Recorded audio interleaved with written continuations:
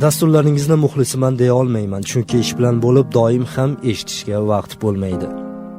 Lekin oxirgi yakshanba kunlari bergan hayot haqidagi dasturlaringizni beixtiyor kuzatdim.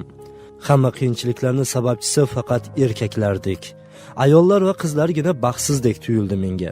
Agar hozir mening ham hayotimda bo'layotgan alg'ov-dalg'ovlarni ayol kishi aytib bersa, yana erkaklar haqida yomon xulosa chiqarishingiz mumkin. Ammo masalani ikkinchi tomoni ham borligini unutmasak yaxshi bo'lardi.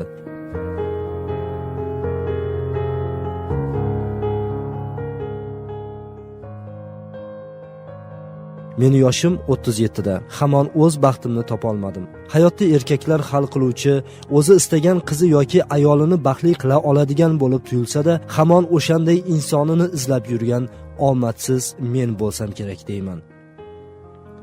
Qo'limda guldek hunarim bor, bir malikani boqa oladigan daromadim bor, ammo pul bilan o'z taqdiringni xohlagan tarzda o'zgartira olmas ekansan. Qalbi ko'llardandirsan deb o'ylamang. Mening eng kuchsiz tomonim bir insonga qattiq mehr qo'yib olishimdir balki. Juda tez sevib qolaman. Sevib qolgan insonimni barcha injiqliklarni ko'taraman. Afsuski, bu xotamtoyligim evaziga zarba yeb qolaman. To'g'risini aytsam, ayollarga ishonmay qoldim.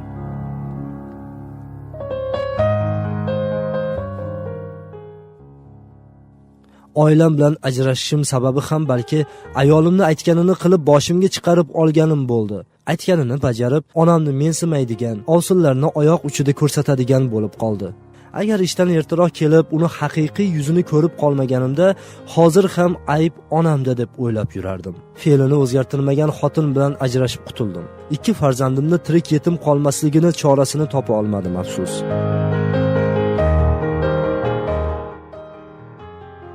Ikkinchi turmush, uchinchi turmushda ham omadim kelmadi.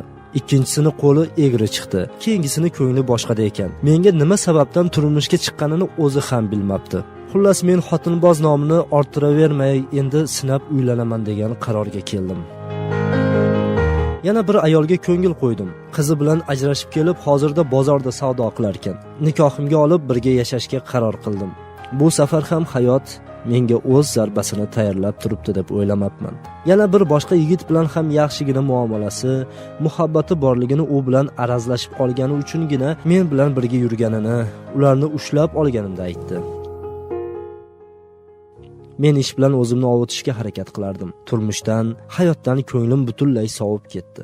Onam bechora meni bu ahvolimga o'zini aybdor sezardi. Nima bo'lganda ham birinchi turmushing bilan yashasang bo'lar ekan. 2 farzanding bor edi deya koyirdi. Lekin bu kechirganlarim hech narsa emasdek ko'rinadi. Kuni kecha meni sudga chaqirishdi.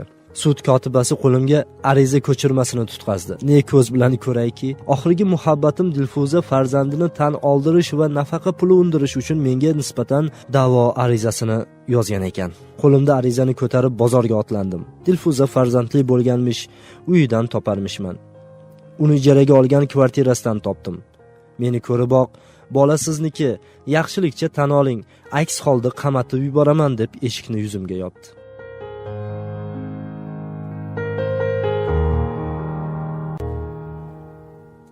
Boshqa yigit bilan yurishini bilmasam, balki bolani shundoq ham tan olardim. Ko'zimga qon to'ldi. Endigina 3 oylik bo'lgan go'dakda ayb yo'q. Lekin xohlagani bilan don olishib, xohlaganini bo'yniga ilaman degan ayollar qanday muomalaga loyiq? Yuvoshgina ko'rinib, aybni hammasini erkaklarga to'nkab kelayotgan ayollar, yana bizga qanaqa syurprizlaringiz bor? Men endi qanday yo'l tutsam to'g'ri bo'ladi? G'azab ostida kimnidir bilmay dilini og'ritgim yo'q. Bu holimga nima deysizlar?